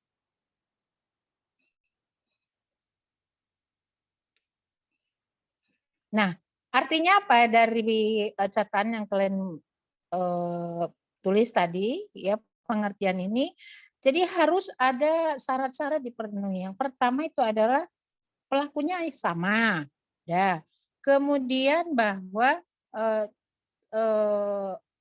terulang lagi tindak pidana yang dilakukan, terus tindak pidana yang terdahulu telah dijatuhi pidana gitu, telah ingkrah gitu. Orangnya, pelakunya telah dijatuhi pidana oleh hakim, sudah ingkrah, dia sudah menjalani pidana di penjara, sudah. Dan pengulangan itu terjadi dalam jangka waktu tertentu. Ini kita coba bahas nanti apa dia atur di dalam pasal 480-an. Jadi ini berbeda dengan komkursus. Kalau komkursus, orang melakukan atau pelaku melakukan lebih dari satu, melakukan pengulangan tindak pidana beberapa kali, tapi belum ada putusan hakim, belum pernah dia diproses. Jadi sudah beberapa kali melakukan tindak pidana berulang-ulang, baru dia dilakukan. Nah, kita kan kemarin bicara seperti apa proses pemeriksaannya, seperti apa proses penjatuhan pidana atau sistem pembinaannya. Tetapi dalam residif ini, nah, pelakunya sudah dijatuhi pidana, dia melakukan lagi tindak pidana, ya, melakukan tindak pidana dalam jangka waktu tertentu. Apakah dia mungkin di dalam sudah menjalani pidananya sebagian atau seluruhnya gitu.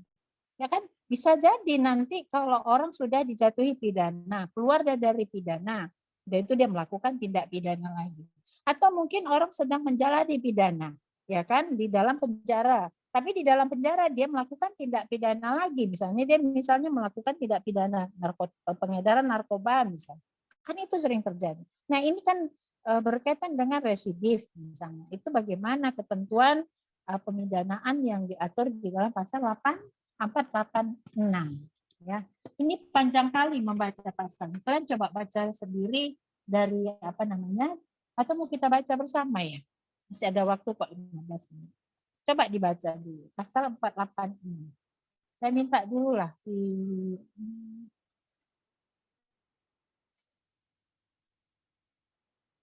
Natasha Kamela. Baca dulu pasal 486.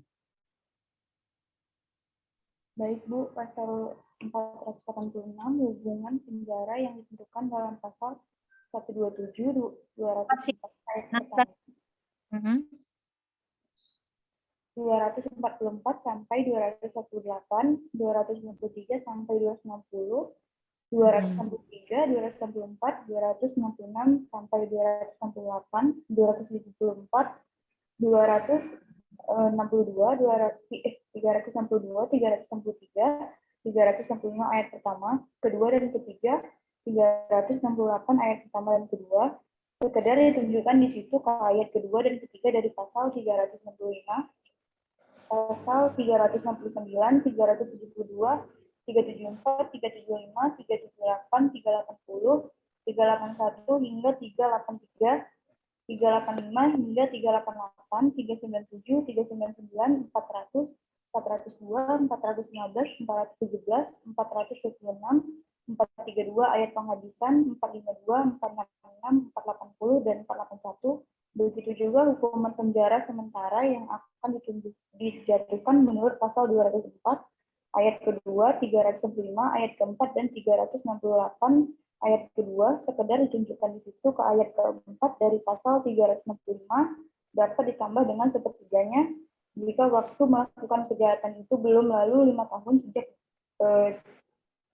bisa salah menjalani sama sekali atau sebagian saja, baik hukuman penjara karena salah satu kejahatan yang diterangkan pada pasal itu maupun hukuman penjara yang dijatuhkan karena salah satu kejahatan yang dimaksudkan dalam salah satu pasal 140 sampai 143, 145, dan 149 dari Kitab Undang-Undang Hukum Pidana Tentara, atau sejak hukuman itu dihapuskan baginya sama sekali, ataupun jika pada waktu melakukan kejahatan itu hak menjalankan hukuman itu belum gugur karena lewat waktunya. Paham nggak, Natasha, dengan yang kamu baca sih pasalnya? Paham? Belum terlalu paham. Belum paham, jujur kamu. Jadi gini, kalau sebenarnya kita bicara tentang residif ini adalah bicara tentang tindak pidana apa saja, ya. Kemudian bicara tentang bagaimana sistem pembinaannya. Nah, kita lihat di dalam pasal 486 yang secara umum ini adalah kejahatan yang berkaitan dengan kejahatan apalah ini, kejahatan berkaitan dengan harta benda gitu ya. Karena nanti bicara pasal 120 karena pasalnya nggak disebutkan, cuma disebutkan aja pasalnya. 127, 204 itu kan tentang penyerahan barang. 244 sampai 288 itu tentang pemalsuan uang dan seterusnya. Jadi ini memang harus dicatat ini sampai kejahatan pelayaran dalam pasal 481. Nah, ini semua ini ada pemberatan pidana bagi pelaku residif ini dengan penambahan hukuman itu sepertiga dari hukuman pokok bagi orang yang melakukan atau mengulangi melakukan dari delik-delik yang disebutkan. Jadi sebenarnya pasal 486 ini ada ketentuan yang mengatur tentang apa-apa saja tindak pidana yang ketika diulangi itu dia akan ditambah hukumannya menjadi sepertiga. Ya. Kemudian di dalam, saya ini nggak usah lagi dibaca karena udah mau 3:30, pasal 487. 487 sama-sama kita lihat ya, sama-sama kita lihat itu berkaitan dengan kejahatan terhadap tubuh atau terhadap jiwa. Jadi ini juga ada penambahan ancaman pidananya sepertiga jika si terdakwa itu mengulangi melakukan delik-delik seperti apa yang digambarkan dalam pasal 131, 140 ayat pertama, 141 itu tentang kejahatan terhadap terhadap martabat presiden atau kepala negara. Pasal 170 terhadap ketertiban umum dan seterusnya dan seterusnya. Jadi ada ketentuan pasal-pasal tersendiri yang diatur di dalam pasal 487 yang ternyata bagi pelaku residif ini ancaman pidananya diperberat dengan menambah sepertiga. Kemudian di dalam pasal 488. Ini pasal 488 ini juga berkaitan dengan kejahatan penghinaan, ya. Ini juga bagi orang yang melakukan pengulangan terhadap tindak pidana yang diatur dalam pasal 488, 134 sampai 138 ini berkaitan dengan penghinaan kepada presiden, ya. pasal 142 sampai pasal 144 itu juga penghinaan terhadap kepala negara atau apa ya, atau pimpinan dari negara-negara sahabat atau yang mewakilinya, ya, misalnya dari konsulat, dari atasnya tertentu, ya, dari negara lain. Nah, kemudian pasal misalnya apalah diatur pasal 207. Nah, 207, 208 itu penghinaan terhadap penguasa atau badan hukum yang ada di Indonesia. Pasal 310 sampai 321 penghinaan, ya. Dan termasuk pasal 483, 84 terhadap kejahatan penerbitan atau penerbitan atau percetakan. Nah, ini juga ada diatur secara tersendiri delik-delik yang apa namanya, yang diatur secara limit atau secara tertentu, bahwa yang penting bagi kita, bagi pelaku-pelaku residif ini apa namanya, ancaman pidananya itu adalah lebih berat dengan penambahan 1/3, ya. Nah,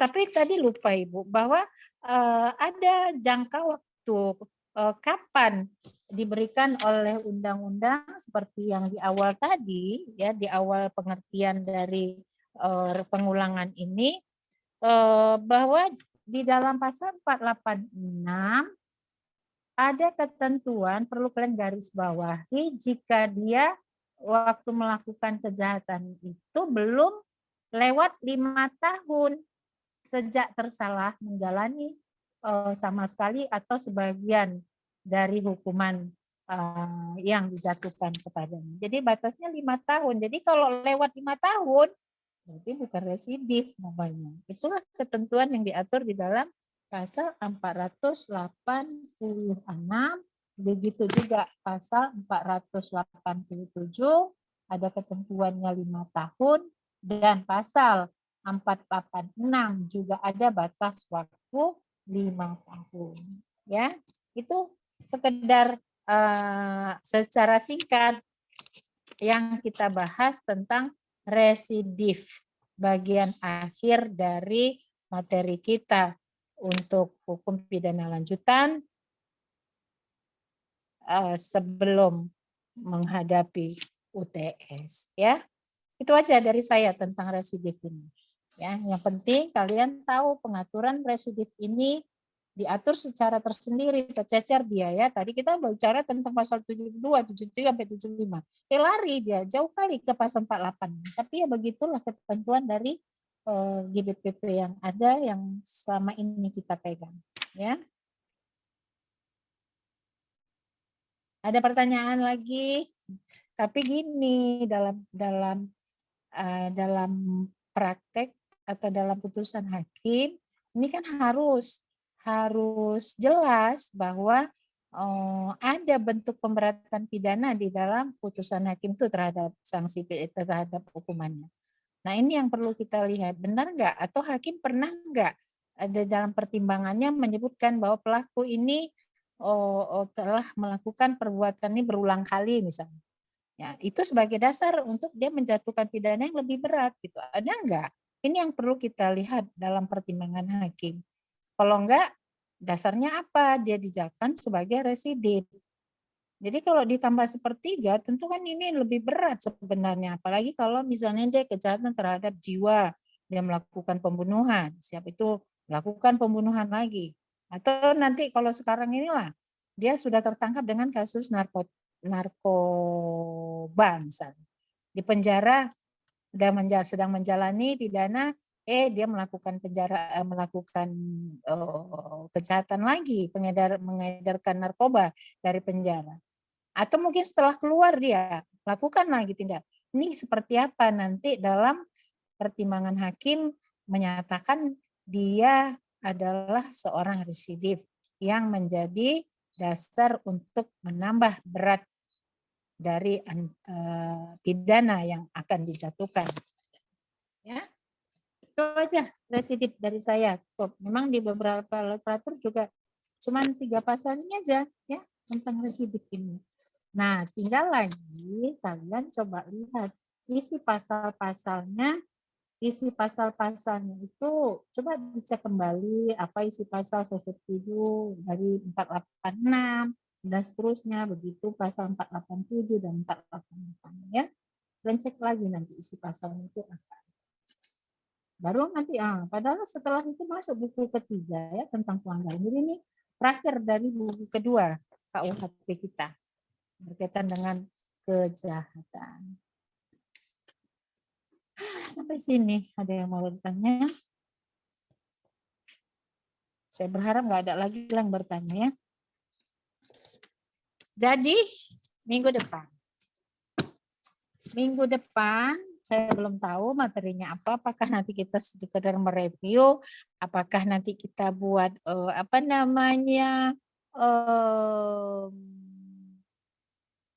kuis? Apakah nanti tulisan? Apakah lisan? Kita tengok situasi aja dulu nanti ya seperti apa. Ya. Kalau dengan Bu Marlina sebelumnya ini kan saya dengan Prof. Adiasa. Kalau dengan Bu Marlina karena beliau duluan masuk, beliau sudah masuk ke kejahatan buku kedua. Jadi saya tinggal sedikit lagi menyelesaikan buku kedua, berkurang juga tugas saya kan gitu ya. Teringatnya untuk hukum pidana lanjutan ini pertemuan keberapa ini Rizka?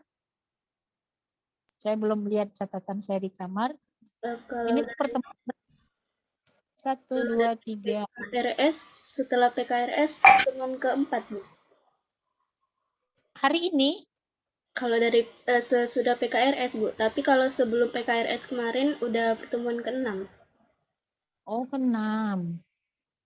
Tapi nggak apa-apa dalam catatan saya belum saya cek lagi. Ya. Ini pertemuan ke-6 tanggal 28. Di absen kuning 1, 2, 3, 4. Masih 5. 14, 21. Oh iya, ini yang belum tercatat saya.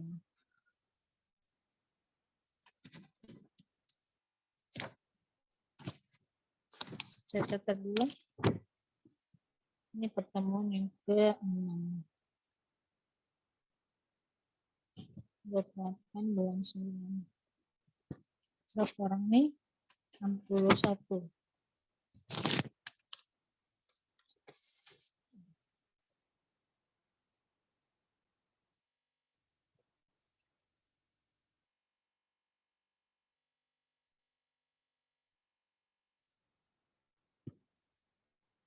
Elvin, Ignatius,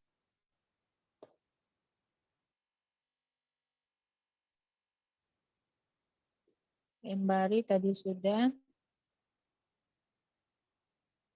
Kemi tadi ada, Lydia, Rosmauli,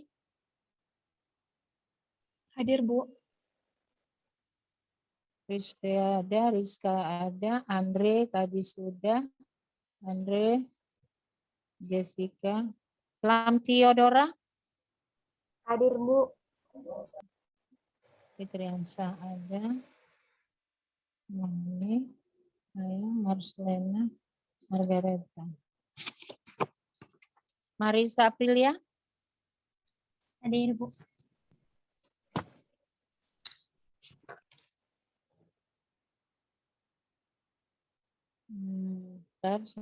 Monica, Anihuru. Hadir, Bu. Oke. Mutiara izin. Hadir, Bu. Oh. Mutiara hadir. Tadi ada izin. Iya, Bu, tapi saya join lagi di pertengahan, Bu.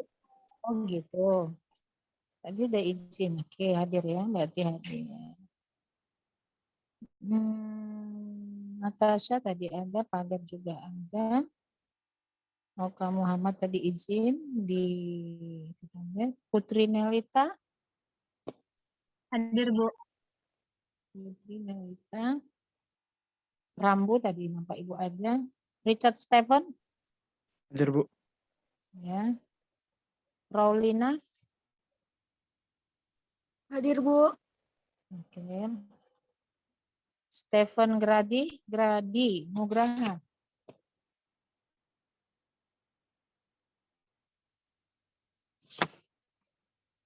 Sultan tadi nampak Ibu ada. Safira Adisti. Saya, Bu. Ada. Saya, Bu. Margaret. Adanya Safira. Kenapa Ada, kamu? Bu. Hah? Nggak kedengaran kali suaranya, Bu. Suara kamu pun nggak dengar nih. Udah. Tasha, Margaret. Hadir, Bu. Vincent ada tadi. Jessica, Sarina. Jessica, ada ya? Joshua Eka Rista. Ini nggak ada tadi ya. Cuman Joshua Brian. Yang ada. Ini Joshua Brian ini siapa ini? Pratama.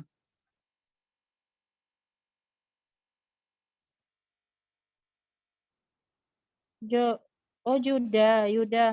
Joshua Jega. Oh ya, betul. Yuda, lain-lain gitu. Kaila Putri. Hadir, Bu. Safira Azwan. Hadir, Bu. Dido Putra.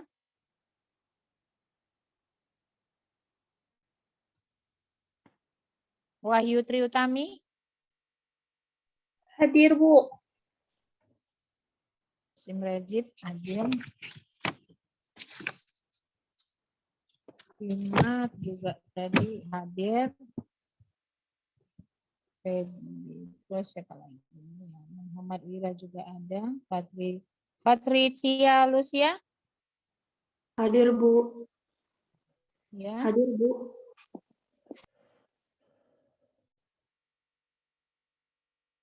Ayu Lian.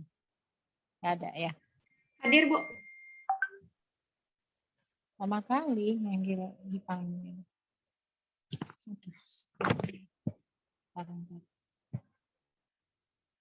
Patricia ada ya. Oke.